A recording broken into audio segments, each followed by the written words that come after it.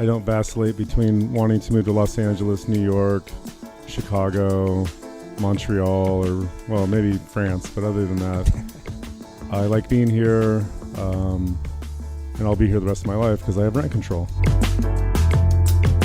That was internet radio DJ John Binder. I'm Jeff, and this is Storied San Francisco. Living in San Francisco since the 90s, John's love of this city hasn't taken much of a hit over the years. In this podcast, he'll share observations and stories about San Francisco. Check back Thursday for part 2, which will largely be about John's love of music.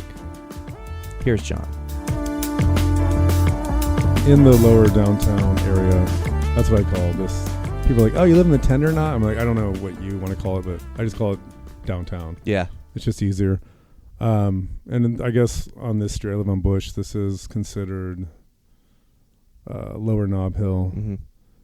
But whatever. I mean, you know, I used to live on Geary Street. I lived in the Alhambra building, which is great, across the street from the Hara. Mm-hmm. There used to be a bar called The Hunter. Ooh. That might have been before your time. That was I don't know a really great place. The Hunter. The Hunter. That's awesome. There was a guy named Beef that worked there. Fuck. And Beef's still around. And you're not nostalgic? I get very nostalgic for the old bars. Fucking awesome. I mean, the Geary Club's still there. They cleaned that up a little bit. Thank God. But yeah, last time I was at Geary Club, love that place, but they had an internet jukebox. I'm like, fucking you guys too. Yeah, I know. But there's pluses and minuses to that. It's still pretty scuzzy and awesome, though. There's no parks. Right. You have to walk up to, like, you know, Huntington Park, which is like the size of this living room. You know, yeah. It's just, but that's fine. I mean, if you want to park, go to Golden Gate Park, man. Yeah. You know, if you want to live downtown, there's not that many trees. Although you look in my backyard, man. Right? That's not bad. It's cool. All. It's a nice. But it's a trade-off. Living around here, that's one thing you trade. But yeah. But you know that, and you get everything else. And back. you know, it's if you want to be a part of the urban scene, there's no better place than pretty much this neighborhood. You know, it's like if you want to see a prostitute get shot in the head, like, you know, once a decade or so, it's gonna happen. Mm-hmm. I've had guns pulled on me at like a sandwich shop, you know, for no good reason. There's crazy people everywhere. There's tens of thousands of homeless people just like up and, you know, but you don't see it after a while, or you get to know these people also. Mm-hmm. You know, when people come in to San Francisco, you know, it's so fucking dirty. Oh my God, there's so many homeless people. And they start bitching about all this stuff. It's like, okay, well, these are human beings you're talking about. And where else are they going to go? Would you rather them just all be shot and like dumped in a fucking shallow grave? I mean, like there's a system in place, and it's because of that system that we have people. But it's also on account of good weather, and, you know, and lenient kind of like, you know, they get cell phones, they get a certain amount of money every month, and you know, for me, it's like, would I like for there to be less homeless people? Yes, but do I want them just to be pushed somewhere else? No. Right. I'm okay with them being in my neighborhood, digging through our trash at night, as long as they're, you know, I have to lecture them every once in a while. Sure. Get in their face and say, hey, man, if you're going to be our neighbor, you can't just throw your trash everywhere. You know, you have to be more, and they're, you know, a lot of people are mentally ill, they're drug addicts, whatever. I don't make excuses for people. I just make sure that they, you know, I don't police other people. I try not to. That's kind of like my nature. I lived in residential hotels because I didn't have a job. I just decided to move here cold. And I knew it was going to be hard, but I had some money saved up, and the residential hotels were great. I actually really kind of enjoyed that. I had to sneak my cat in with me. Nice. And just like, you know, it was kind of fun, man. I look back at that time. I can barely remember it so long ago, but it was fun. And then like looking for apartments, which was not easy, but like really, truly like deep into the TL, like, you know, Eddy Street, like begging some like newly found millionaire. I mean, because a lot of the people who bought those old buildings were .com kids, and they were pretty cool, actually. They were reasonable people. Like the Alhambra building actually was bought by these young kids. And I had like this pretty serious dispute with the guy that lived above me, which turned into like a pretty serious violent melee in front of the place. Okay. And I went to them. I'm like, hey, man, this guy's saying he's going to kill me. He's going to, you know, rape my girlfriend and kill my cat, like destroy my motorcycle. Like, I got to get out of here. And usually they'd be like, okay, that's fine, but you have to pay this, and to get out of the contract. They're just like, you know what, dude, we got you covered. So there was still a heart even back then, which kind of surprised me, but it was cool. And I don't know, man. It's like you just move on. I moved to Hyde Street. I moved around the corner, up on the hill a little bit. I've always been wanting to get up the hill just a little bit more. Pine Street was always like the place I wanted to be. Is that the ultimate? Pine is weird, man. There's vampires on Pine Street. Okay. Seriously, there's a building full of, and there's like this ghost that like stands out inside the place, smokes marijuana at night, and has not aged in since I've been here, 22, 23 years. Pine and like right around here, Leavenworth, between probably like Jones and around that area. Wow, it's crazy. And I actually looked at an apartment in that building. I mean, this is may or may not be true, but this is there's just some weird buildings. There's some weird people who own these buildings. There's some nefarious shit happening. I just have like this. And I'm not super superstitious or any of that type of stuff, man, but I think there's a haunted vampire joint on Pine Street. So like a colony of vampires? Yeah. More than one vampire? Yeah, it's a weird place. You walk in, it's kind of innocuous from the outside, but you walk into this building, and these giant doors. The doors are like 20 feet tall. They have these like, weird round, like just really strange like doorknobs to get in the place. And you open it up. They open the door. You think it's going to be one thing, but it's not. It's just like this. It's like 50-foot ceilings. There's like nothing there. It's weird, man. So I looked at an apartment there in the early 90s, and there's just like, it was like a snake pit. There's just like all these different rooms, and you have to walk through other rooms to get to the other room. Like, so you have to walk through other people's room to get to your room, my room. And there's these great views of like Twin Peaks and, it's bizarre. There's some really cool, and I've always enjoyed doing that. Like on my days off or whatever, just walk around the town and go see apartments. Just go into buildings. And go to the actual apartment. And I used to do this, man. I used to like help people find apartments, because I've always had a little bit of time to do that, and I'm interested in that. Yeah, I found this blind guy I met in a bar one time, an apartment, and then he, a couple weeks later, he was really happy that I helped him. It makes it easier when someone with eyes can see the shit. And you're deaf, so you're like, can you hear? And I'm deaf, so yeah. But it was cool, man. It's like, and then like his friend, a buddy of his needed a place, so it's like kind of giving back to these people that really need help, And I mean, that's again, the Bay Area is very cool that way. Mm-hmm. People help each other. We're all kind of looking for the same thing. Everyone has chickens. Let's do it. They don't allow it in San Francisco proper, downtown at least, but why not? Yeah. There should just be fresh eggs for everyone. There's goats eating the grass on the hills and stuff. Yeah, it's people are doing bees. Bees are great. Which is cool. I want them to do it. I'm just like, I'm not going to do that. I have a friend who's been helping with that. There's a restaurant in North Beach called Katonia. Oh yeah. In Quince. They have bees on top of their building. Own bees. Yeah. Okay, good to know. My buddy Galen has helped with that. There's like a full-on gang of people that just like put bees on top of big-ass buildings in San Francisco. Nice. Specs on Tuesday night.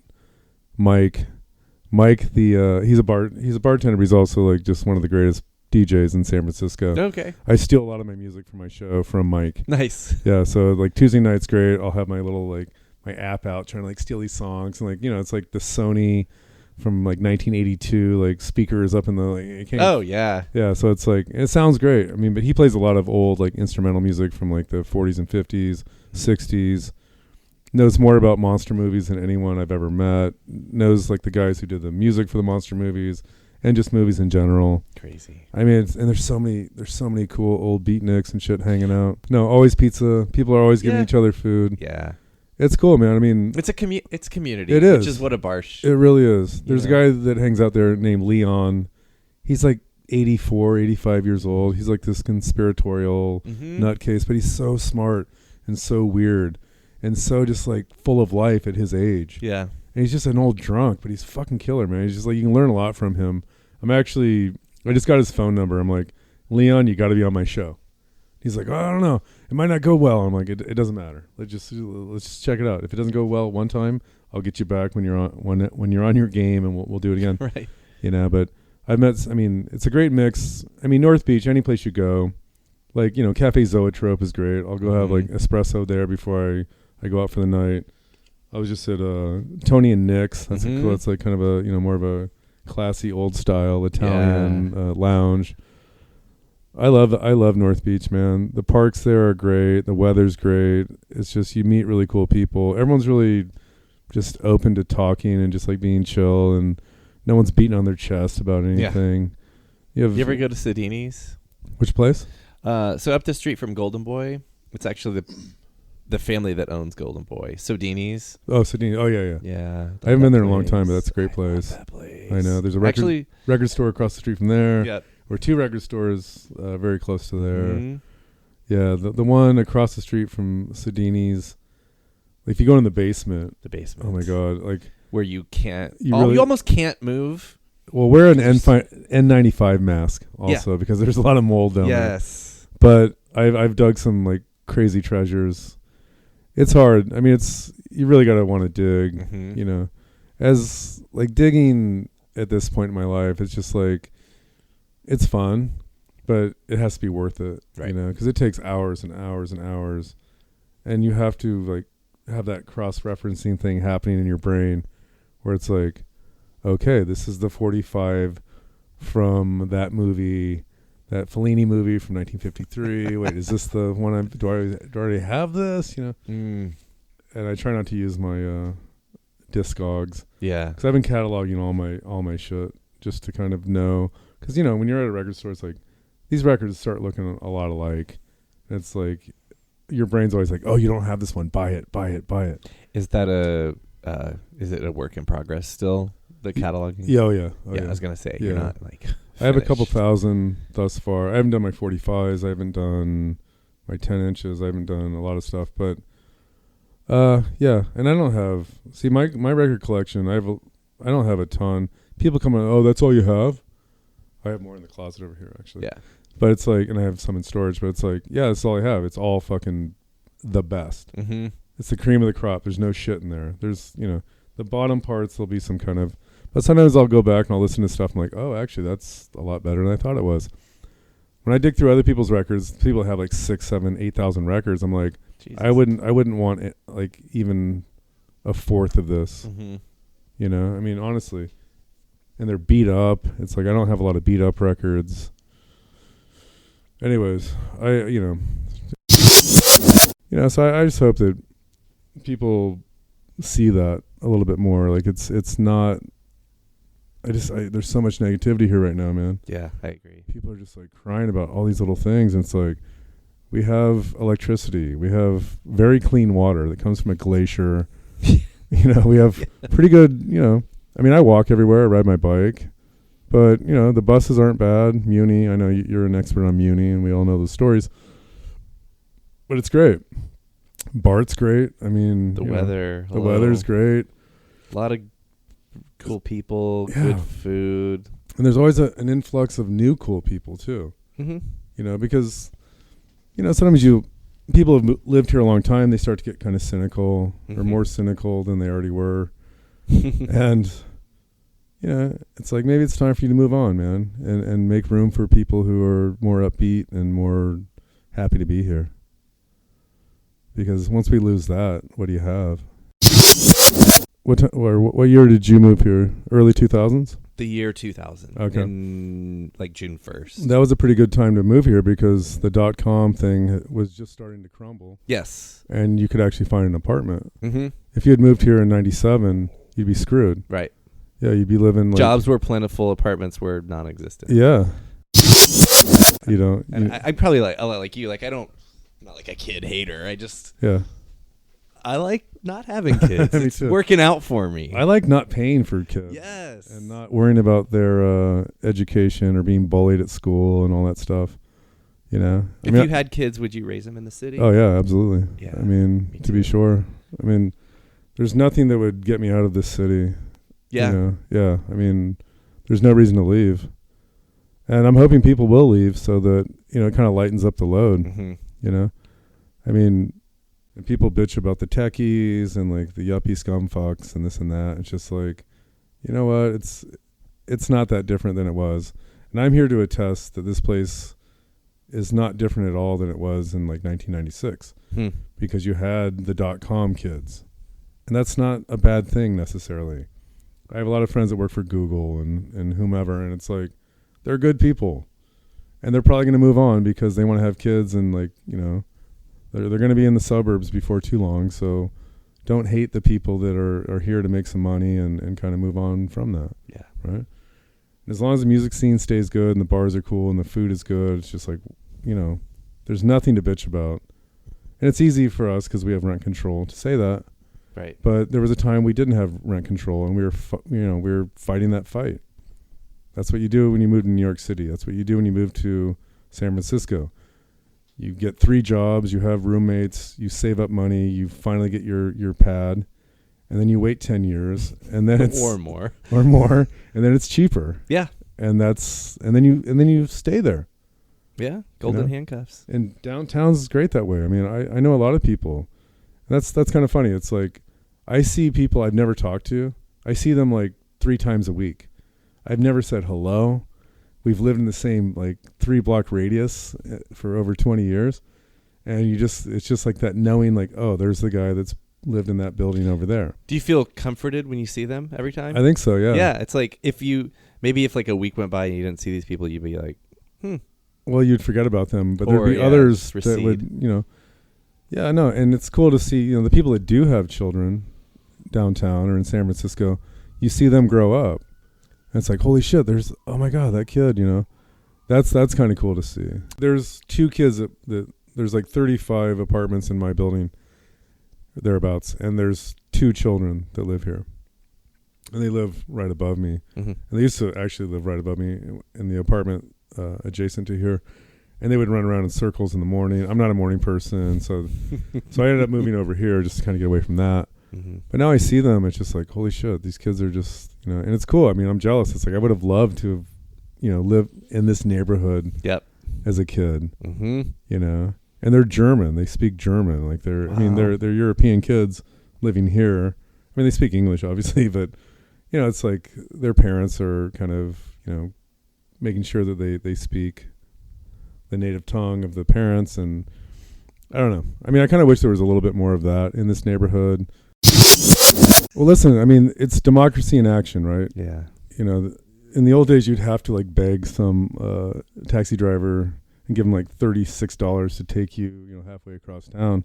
Now if you're lucky enough to get one. Yeah, right. And now it's, you know, so I see both sides of that argument. Yeah. But when I'm in a hurry, I get in a taxi cab and I'll pay the extra money. And actually, it's not that much more. I think they actually lowered. So now I've been taking cabs a little bit more than I used to because it's like, you know, you get what you pay for. Uber drivers don't know what the fuck they're doing. I was just going to say, the cabbies at least know how to drive. Oh, yeah. They know how to drive. They know how to navigate. Mm-hmm. They're like, you want to take Van Ness? You want to take Franklin? It's just like, you know, there's a little bit of a... They're not using GPS, which doesn't work. And GPS doesn't work downtown San Francisco. No. I've noticed that. No. It's just like, just turn that thing off and I'll tell you where to go, man. Way better earthquakes, cooler earthquakes. You know, more... no one talks about the 1992 earthquake. Right. In Los Angeles. It's all 89 or 1906, but you know, we're splitting hairs there because we're all going to die any moment. I'm expecting during this podcast. Probably because it's a really nice day, the sun's shining. It is. We're back to earthquake weather. Yeah. But, you know, the earthquakes are nice enough to generally go in the middle of the night. It's not going to kill everyone who's commuting on their way home. I mean, maybe a few Uber drivers could die on the way home during an earthquake. Just to free up a little space, but you know, we're always talking about the negative things that are going on in San Francisco, the Bay Area. It's so expensive to live here, this and that. But you look at like the smaller things, you know, and the smaller things add up, and they've kind of always been here. That's what I think makes, you know, the Bay Area so unique. It's like, you know, not just, you know, all these smart people that went to Berkeley or Stanford and all the amazing people that move from all over the world. It's just like the little innovations like bees on top of buildings. And, you know, I mean, I see that a lot. And I'm looking for that because I'm getting really sick of people being really negative about this area. I mean, it's just like, yeah, it's expensive. Yeah, it's changing, but all cities change. I mean, you think Rome and like Paris and New York have always been the same? No, you know? And, you know, someone who goes to New York a lot, it's like, that place is changing for the worst. Oh, yeah. Whereas you can make the same argument for here, but like, you know, like Manhattan, which I like going there. Like Brooklyn to me is just like, yeah, no.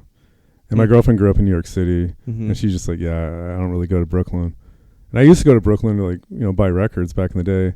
Crypt Records, Tim Warren's place, and like, you know, just the middle of nowhere. It wasn't in a fashionable part of Brooklyn, but right.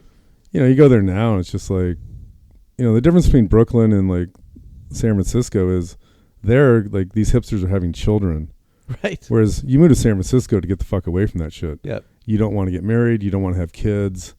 You know, and that's I guess that's, you know, one of the greatest things about this city. It's just like, I don't mind kids. I have nephews who I love dearly, but it's just like, you know, I feel better when kids aren't around.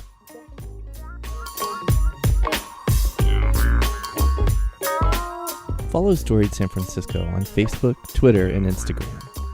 You can browse all the episodes and check out Michelle Kilfeather's photos of storytellers on our website, which is storiedsf.com. Subscribe to the podcast on Google Play, Stitcher, SoundCloud, and iTunes. You can also reach us by email, which is storiedsf@gmail.com. Music for the podcast is by Joe Bigale. Film photography, as I mentioned, is by Michelle Kilfeather. Thanks for listening. Check back Thursday for part 2.